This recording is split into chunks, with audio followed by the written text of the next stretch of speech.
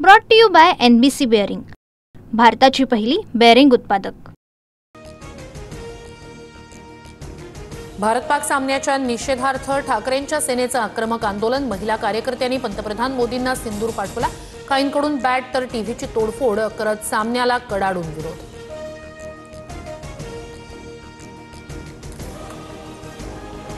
मी कुठलाही सामना पाहत नाही, मला सामन्याविषयी माहिती नाही। ठाकरे गटाच्या आंदोलनावर मुख्यमंत्री फडणवीसांची संजय राऊतांवर खोचक प्रतिक्रिया। पहलगाम हल्ल्यावेळी ठाकरे कुठे होते? ठाकरे सेनेकडून सोयीचं राजकारण, खोटं राष्ट्रप्रेम।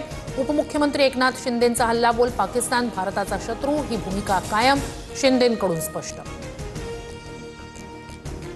खेळाकडे खेळाच्या दृष्टीनं पाहावं की नाही हा प्रत्येकाचा अधिकार, कोणताही मुद्दा भावनिक करू नये।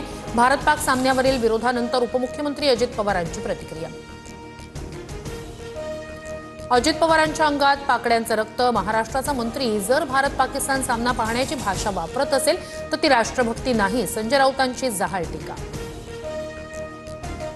पंतप्रधान मोदींना अंधारात ठेवून मॅच खेळवण्याचा निर्णय।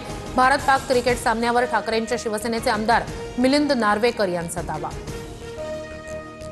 उद्धव ठाकरे संजय राऊतांचा राष्ट्रवाद ढोंगीपणा। भारत-पाक सामन्याला विरोध करण्यापूर्वी क्रिकेट समितीतून मिलिंद नार्वेकर यांना पायउतार करा, भाजपच्या नवनाथ बन यांचं आव्हान। पहलगाम हल्ल्यावेळी ज्या भावना होत्या त्या भावना आता कुठे गेल्या? ज्या देशामुळे सिंदूर पुसलं गेलं त्या देशासोबत सामना का खेळायचा? दहशतवादी हल्ल्यातील मृत संतोष जगदाळे यांच्या पत्नीचा सवाल। भारताविरोधात पाकिस्तानच्या हाय व्होल्टेज सामन्याला उरले फक्त 2 तास। 7:30 टॉस होणार। दुबईतील आंतरराष्ट्रीय क्रिकेट स्टेडियममध्ये सामना आयोजित। एकही बोगस व्यक्ती ओबीसीत समाविष्ट होणार नाही। कुणबी नोंदी असणाऱ्यांना जात प्रमाणपत्र मिळणार। विरोधकांच्या आरोपांनंतर मुख्यमंत्री फडणवीसांचा पुनरुच्चार। एका जातीचं राजकारण करणं शोभत नाही, अंतर वाढेल असं भाष्य करणं योग्य नाही। छगन भुजबळ यांच्या वक्तव्यावर शरद पवारांची प्रतिक्रिया। उद्धव ठाकरेंनी घालवलेलं ओबीसींचं राजकीय आरक्षण आम्ही आणलं, ओबीसींच्या हिताचे निर्णय घेतले। मुख्यमंत्री फडणवीसांचं विरोधकांना प्रत्युत्तर।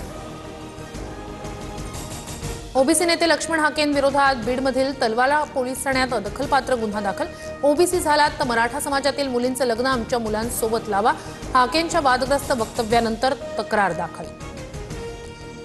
माझं वक्तव्य जातीयवादाविरोधातच होतं, आंतरजातीय विवाहाच्या योजनेवरूनच भाष्य केलं, चुकीचं बोललो नाही। लक्ष्मण हाके विधानावर ठाम। बीडच्या पिंपळनेरमधील गोरक्ष देवडकरांची आत्महत्या। ओबीसी आरक्षण संपत असल्याच्या भावनेतून आत्महत्या। गोरक्ष देवडकर यांची मुलगी पोलीस भरतीची तयारी करत होती, नातेवाईकांची माहिती।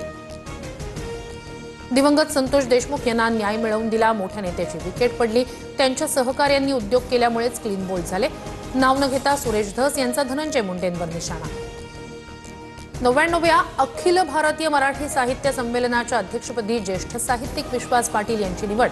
पुण्यात झालेल्या साहित्य महामंडळाच्या बैठकीत विश्वास पाटील यांच्या नावावर शिक्कामोर्तब।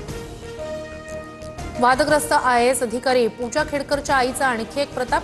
अपहरण झालेला नवी मुंबईतील व्यक्ती खेडकरच्या घरी सापडला। रबाळे पोलिसांकडून पूजा खेडकरच्या आईवर गुन्हा दाखल।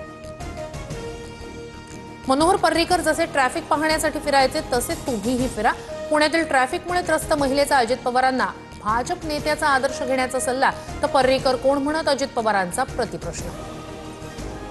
नाशिकमध्ये मराठा विद्या प्रसारक संस्थेच्या वार्षिक सभेत राडा। खासगी विद्यापीठाच्या मुद्द्यावरून सत्ताधारी विरोधक आमने-सामने, थेट व्यासपीठावरच धक्काबुक्की आणि बाचाबाची। लखनौमध्ये इंडिगोच्या विमानाचा अपघात टळला, वेग वाढवूनही विमान उड्डाण करू शकलं नाही। कॅप्टननं विमान धावपट्टीवरच थांबवल्यानं मोठी दुर्घटना टळली। खासदार डिंपल यादव यांच्यासह 151 प्रवासी होते विमानात। राज्यातील विविध भागात मुसळधार पाऊस। पावसामुळे नदी नाल्यांना पूर। प्रशासनाकडून नागरिकांना काळजी घेण्याचं आवाहन। Brought to you by NBC bearing, भारताची पहिली बेअरिंग उत्पादक।